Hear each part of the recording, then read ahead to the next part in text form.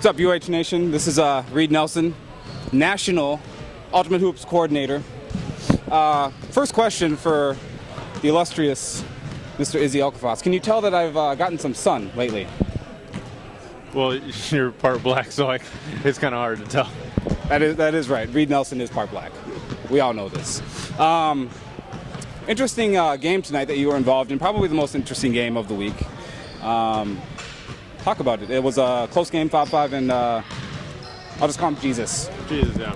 5-5 versus Jesus. Talk about it. Well, you can't ever count Jesus out.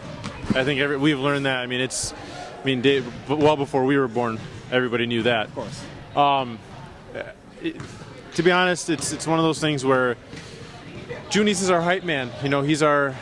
He gets us going. He wasn't here tonight. We came out flat. Dustin and I showed up at game time.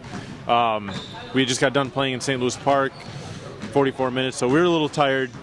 We came in, I think the game started out maybe 8-24, about that. And then we struggled to cut the lead down until the second half. We started making our shots down the stretch. I think I might have hit 3 threes. I know Whiskey hit a couple. And it really deflated Jesus. If anything can deflate Jesus, it's threes. So D'Angelo Purnell was talking a lot of crap throughout the game, and I think he counted his chickens a little too early. And it felt really good to send him home with a loss. But they're a good team. 31, I wish I knew his name, is an animal. Do you know his name? No, I forgot his name, but yeah, it looked like he was playing a video game out there. Yeah. He had 11 rebounds in the first half. Yeah, he was just, Ant relies on his athleticism. If you watch Ant, he never boxes out. So he just skies over and grabs rebounds. Well, this guy is like Ant on drugs. Just ridiculous. He was moving off the ball like crazy. He was crashing boards on both ends of hitting his shots. He was awesome. So, credit to them. They can't contend for a championship because they're just not smart enough. There are a lot of suspect decisions down the stretch. If they were a good team, you don't blow a 16-point lead with 10 minutes left like that. A lot of unforced errors, mid-range shots, ill-advised. They can beat any team. They won't contend for a championship because the basketball IQ is severely suffering. I'd have to say I agree. It's interesting. After the first half, I was doing stats for the game. I was thinking to myself that this team is legit. 31 was an animal. D'Angelo is an animal. Stephen Kelsey was in Dustin's head. Yeah. He had a lot of shots, and he was getting around Dustin at will. Dustin turned it on in the second half. But something that also came to my mind was that Fob 5 did not look like they looked last season. What do you think about your team this season compared to last season? I think here's the thing. I think we turn it on when we need to turn it on.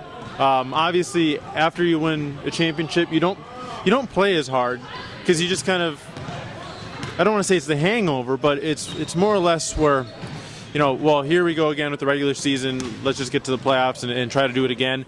And Junius is a big part of why we play hard. I think that's the most underrated aspect of a basketball team, especially the Fob 5. Like I said last season after we won, he was the most important player for us, even if he didn't get many minutes, because he never let us slow down. He was the lightning rod. Always yelling. Always. I mean, the let's goes, as annoying as they are for everybody, I've been hearing them for maybe 7 seasons.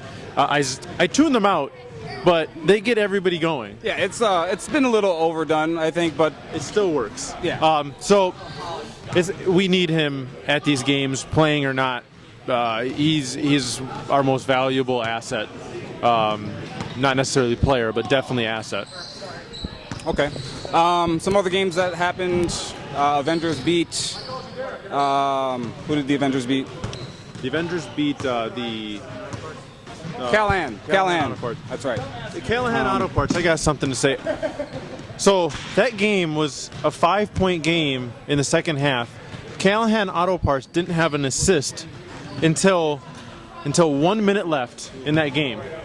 1 minute left in the first half. They didn't have any assists. J. Michael, if you would rank the quality of shots from a scale of 1 to 100, he would be at a 1. Like, just the worst shot selection I've ever seen. No passes off of screens. Everything was isolation. Probably the worst basketball you could ever draw up. Like, John Wooden would kill himself again if he saw what happened tonight. It wasn't even basketball. It was like pickup ball, but it wasn't even good pickup ball. And they were in that game for most of it until the end. If they can figure out how to pass the ball, They were in the game. it was a 5-point game in the second half. 33 to 28. Okay. So 33 to 28, and they had 1 assist at that point. Their turnovers were down, but if they can figure out how to pass the basketball, they actually could beat some of these teams. They got Chase, Teach is big. Emmanuel is good, but sometimes he makes some bad decisions. And they can win some games, and they can make the playoffs if they started passing. That's it. I think that recaps Fridley for sure. You got anything for Bloomington? Yeah, I mean, to your point, you could make that point with all of the bad teams. If they played team ball, they could be better. I just don't think that. I wouldn't necessarily call them bad. Call them bad either. When you have Ned and Kevin Chase, Yeah. you can't be a really bad team unless you're rolling out. Who knows? I don't want to call anybody out, but those are 2 big centers down there, grabbing rebounds, blocking shots, contest. All you have to do is work the ball on offense. Your defense should be good enough with those 2 guys down low. So it is what it is. Okay, Bloomington, the Blue Horns lose to the Red Devils. I did stats for that game as well. It looked like the Red Devils just red deviled the Blue Horns. Yeah. They play a very physical game. They play team ball. They move the ball well, and they take smart shots and they rebound. The Blue Horns kind of didn't.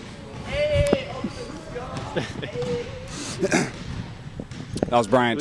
We got pants on. Oh yeah. Well, we got to lower. yeah. You got to lower the camera before you do that. Here, we'll do it again. Okay. We'll just do it with our pants down. Okay, we're good. So yeah, as the national coordinator, I'm banning Bryant now. Anyway, the Rebels got back to their winning ways. Did you see that game? I did. Well, they almost lost that game as well. It was horrible to watch that team. I'm kind of frustrated for them. It doesn't seem like something's missing, whatever it is. Did you watch that game? I did. But it's interesting that you say that because, in theory, adding Cody, who is, I think, one of the best players in Rec, just player-wise. There's no team he doesn't fit on. His game could be integrated onto any team. He's good offensively, defensively, and offense is kind of what the Rebels were lacking. You think that they would be amazing, but they're not. Yeah. Well, he's a clone. Like I said before, it's a Monska and Hines are very similar, so it's tough. And the energy that the Rebels usually bring on defense just isn't there. Like you can feel it. You don't even have to really. It's hard to explain. You watch the Rebels, you know what I'm talking about. Something's missing. It's not their offense. Their offense is fine. It's just their defense. They're just a little late to everything, it seems like. I think they'll figure it out. They've done this before. I think they went 4-4 one season. They went on to win the championship. So I wouldn't panic now. But almost losing to Jesus Shuttlesworth, they probably should have lost that game if it wasn't for a couple boneheaded plays by Jesus. They could be looking at 0-3, but it's a I guess you can call it a good win, and hopefully this starts getting them going, but their schedule's tough, so they got to turn around quick. Okay. I think, yeah, Gorillas won. Almost blew it, but they pulled it out in typical Gorilla fashion. The Squires. I think this will probably be the last interesting bit, but the Squires beat the... No, they lost. So. No, they beat I'm saying they beat the Rebels. Right. and then they lose to the Broncos. Right. I didn't see the game. Did you see that game? Yeah, I watched most of it. I didn't catch the end. The Broncos are a good little team. When you have size, and you have guys that can shoot the three, and their size isn't just big lugs. Like Todd and Broughton are big, long guys, and they can step out and hit mid ranges. They can shoot threes, and they can take guys off the dribble. So they have 5 guys on the court that are going to be a threat from anywhere on the court, and they can rebound their ass off, which is really nice to have. Very underrated team. I like the way they play. They move the ball around well. They play team defense really well. The bearded one, he's just an awesome player. Very underrated. You look at him, you're like, go, come fix my computer, And then he comes out there and starts shooting threes. Oh, yeah, I love his game. Yeah, just awesome basketball player. I like the Broncos. Some of these teams, though, there's only a handful of teams that could really push the Final Four and win the championship. So, are the Squires one of them? No. Are the Rebels one of them? Are the Rebels one of them? Always. And here's the thing: it's not about you just pick the same guy. They've been there, they've done that in the playoffs. Even a team like the Red Devils. The reason why the Red Devils work is because you can't have a bad game defensively. Like you can't shoot poorly, as long as you just work hard, and they work hard all the time. So they'll show up every week with good defense. Teams like the Squires, they don't play great defense, so they rely on their offense. Your offense doesn't show up every week, you can't make the Final Four. So it's a long shot, I'm saying. Let's put it that way. It's a fair point. I think that's all we got. Any last parting thoughts? I don't think so. I'm sure. I think I had something. Nothing to D'Angelo or Calvin Bella. No, I mean, you got it all out. You got it all out. I wish them the best. But they should count their chickens after the game. Sage advice. This goes out to Ben Yoelke. Once again, this is Reed Nelson, National Ultimate Hoops Coordinator. I got your message, and I'm having the website completely revamped. We're going back to the old days. It's going to be uhlifeminnesota.com. It's going to be only Minnesota Rec. Yep. There's going to be an open forum. You'll have to register on the website. This is all happening as we speak, ladies and gentlemen. As we speak, you can go to UH Rec Minnesota. Yep. Because of you, Ben Yoelke. Thank you very much. See you next week. Thanks, Ben. Hoops Nation. I'm here with Calvin Vella, who just got done with a pretty tough game versus 5-5. 5-5 beat you guys in overtime. What are your thoughts on that game? Well, we executed the way we had planned to in the first half. Second half, towards the end of the game, we're up 13, I think, with like 3 minutes left. And our guard play, including myself, went off. I think 5-5 did what they needed to do to get us to play as badly as we did. So congratulations to them. Dustin played a really good game towards the end of the game. He pushed the tempo. He was breaking us down. He was giving the ball up. But I think the loss was on us. They, not to take anything away from them, we took shots that we shouldn't have. We should have posted more and held the ball. But all in all, they played a really good game. Congratulations to 5-5. That's why they're champions. They play as a team.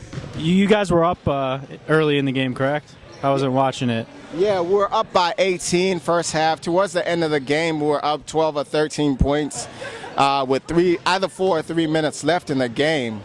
And well, we let it slip away. We should have fed our bigs who played exceptionally well. All 3 of our bigs played well. Our guards kind of let us down today, including myself. We played bad defense. I had bad fouls towards the end. The 2 fouls I had on Anthony, those were big. He made his buckets. I think if we had played better towards the end, the guard play, we would have had the game easily by 12. All right, Ultimate Hoops Nation, I'm Aaron Wimsett. I'm here with Jason Briggs. So last week on This Week in Rec, Izzy kind of called you out. It was kind of known that you made the Bloomington South schedule. Yes, I did. First time ever. He he kind of called you guys out. I guess the Blue Horns have kind of been one of the top teams year in, year out. He said you guys, weren't playing top 6 games, but when you went home, you thought you were a top 6 team. Do you guys think you're a top 6 team? There's been times where the Blue Horns have absolutely been a top 6 team. In fact, last season we were ranked, I think, number 6 at the end of the season. Season before that we were ranked number 3. But there's a huge difference when you are playing a season with all your horses compared to playing a season where some very key guys are gone. 6 of the best players that have ever played for the Blue Horns are not playing this season. Chris Daly, gone. Andy Dask, gone. Lamont, gone. Jansen, gone. Sam Halverson, gone. Keelan Ridley, gone. 6 of our best players are not there. So I try to be a realist, and do I think we could beat a lot of teams? Yeah. But are we kind of middle of the pack this season? We have questionable chemistry. I'm not sold on our defense, as the Red Devils game yesterday proved. We have some work to do on that. It's not that we can't be a good team, but I thought, to be fair, we're middle of the pack. So kind of describe your process of making the schedule.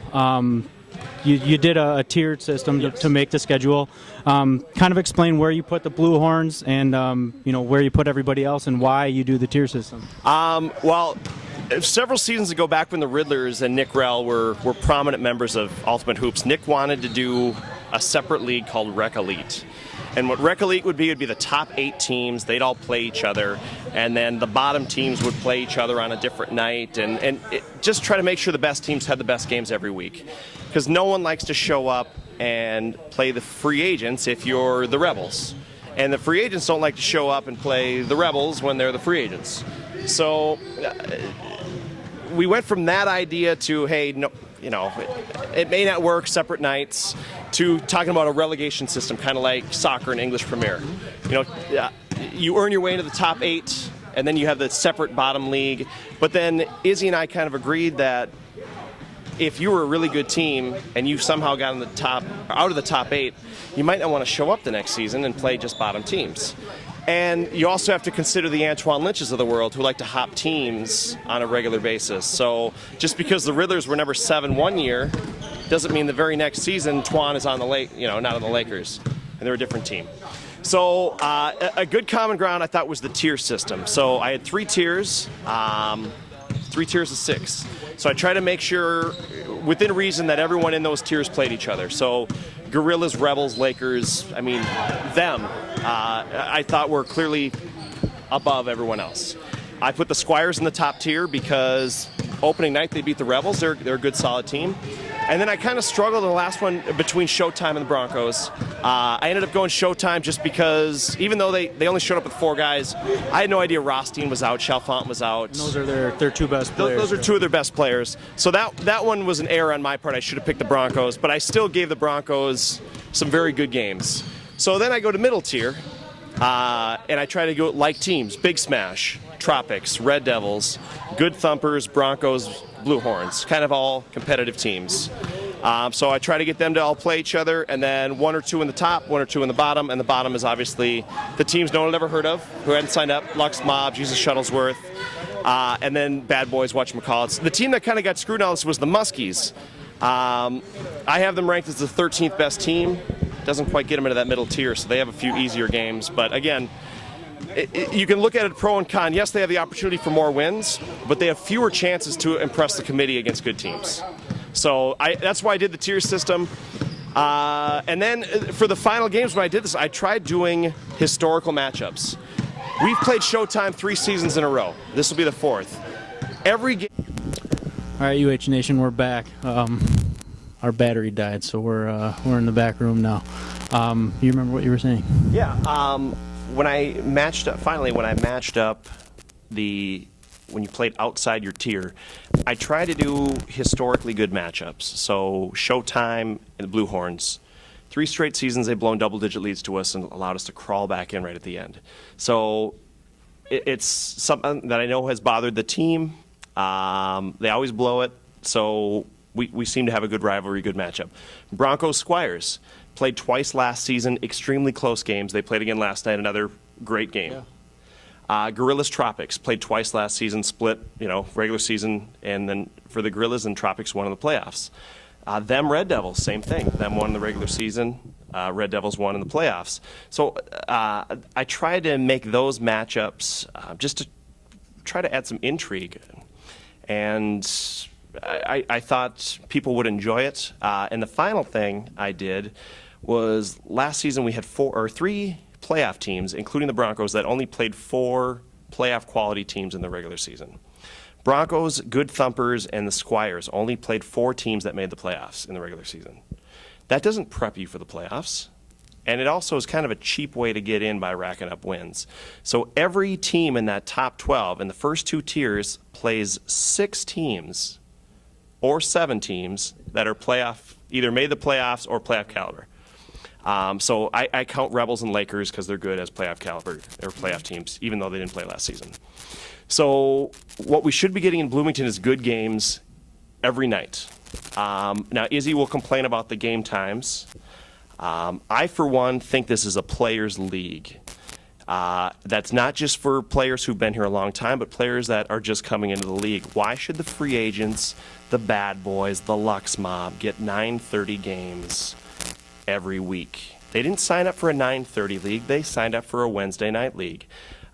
I don't care if Izzy and Ahmed come in and don't like the game they have to watch. They don't have to stay. They can play their game and leave if they want. But if they're committee members, they're going to want to watch every team.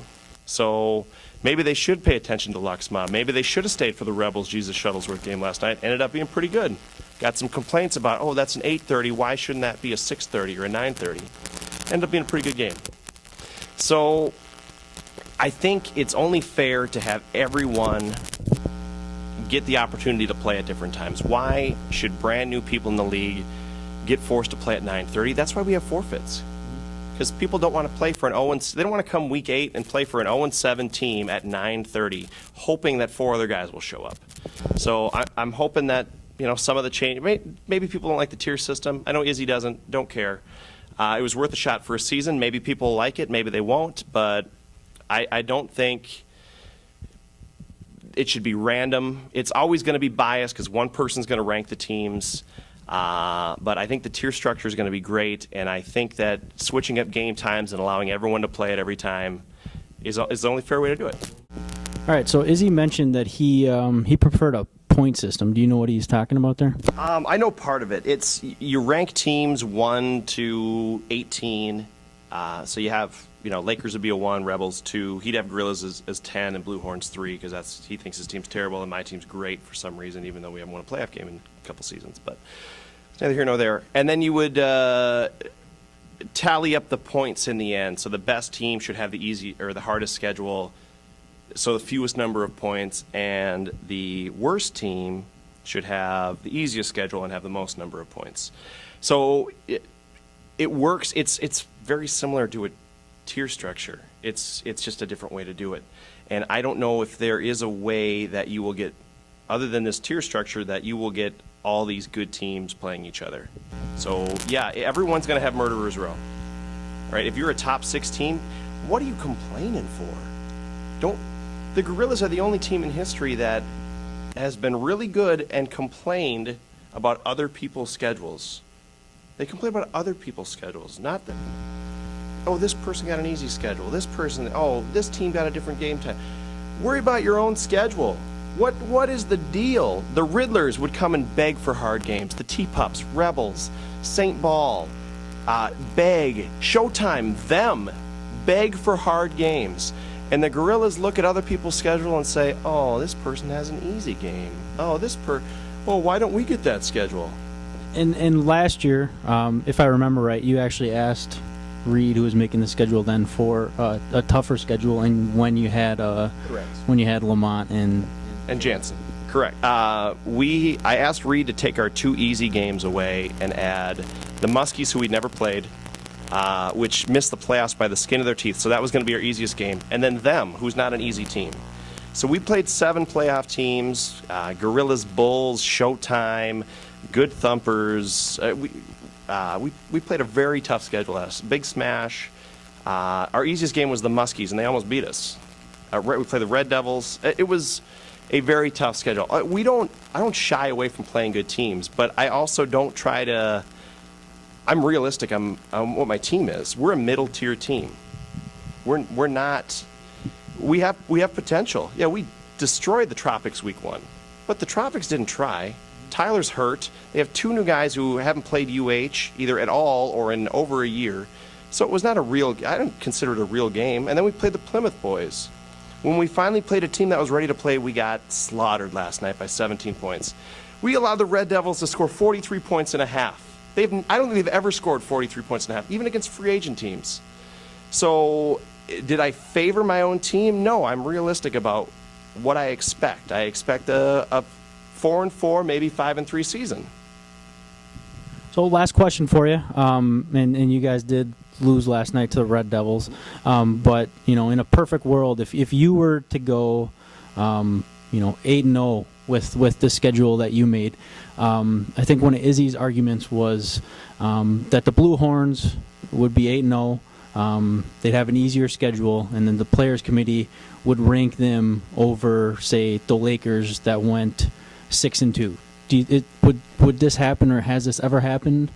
There have been a team or two in the past. I can think of maybe a 7-1 respect the game that got a 6 seed, even though 4 teams were higher than them. Blue Horns 2 seasons ago didn't have a great strength of schedule, but we had some good wins, Rebels, Gorillas, so we got a high seed. Izzy knows of all people, and I get criticized for this all the time in those meetings, I love strength of schedule. I love who you played, who you beat. So I think smart people in a room, that they're not going to look at a guy with an E. They're not going to look at the Muskies if they go 6-2 and their best win is over Lux Mob and say, heck, they're going to go over the 4-4 Gorillas. No, it's common sense. So it's not a fear at all of mine. We're smart. Izzy's on the committee. You're on the committee. I'm on the committee. Derek's on the committee. Reed's on. I mean, it's not. We're not talking about Brandon Larencott here, who, yes, Brandon, who was still voting his team in to make the playoffs after they'd already been eliminated, like 2 conversations earlier. We all put a lot of time into this, so it's not an issue. We're not going to go 8-0. I mean, we found that out already. So I don't get the concerns. Do you have any final thoughts? I'm not one that Islam El-Kafas can control. He can't call me and ask for game times. He can't call me and say, hey, we don't want to play Callahan. We want to play Jesus Shuttlesworth this week because we got a beef.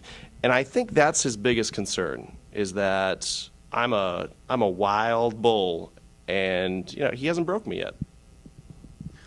All right. There he is, Jason Briggs.